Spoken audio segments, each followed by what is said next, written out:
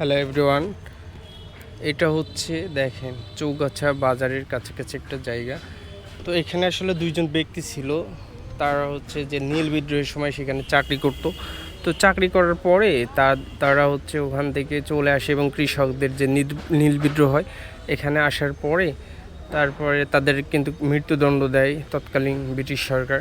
তো তাদের স্মৃতিচারণ করার জন্য এই জায়গাটা বানিয়ে রাখছে এবং তাদের দুই ভাই আসলে শহীদ হয়ে যায়, ব্রিটিশ সরকার তাদেরকে মেরে ফেলে। এই জন্য এই যে নীল বিদ্রোহের পরে এই জায়গাটা দেখেন কত সুন্দর করে তারা স্মৃতিচারণ করার জন্য এই জায়গাটা বানায় রাখছে এবং তাদের নাম সহ এখানে দিয়ে দিয়েছে। দেখতেই পাচ্ছেন এই যে চৌগাছা নীল বিদ্রোহের স্মৃতি কাগার, সেই বিদ্রোহের দুই নায়ক দেখেন এখানে কত সুন্দর করে তাদের নাম ঠিকানা দিয়ে রাখছে।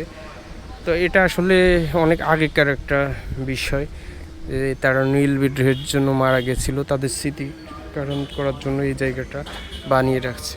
তো দেখেন কত সুন্দর। সবাই ভালো থাকবেন, সুস্থ থাকবেন, আল্লাহ হাফেজ।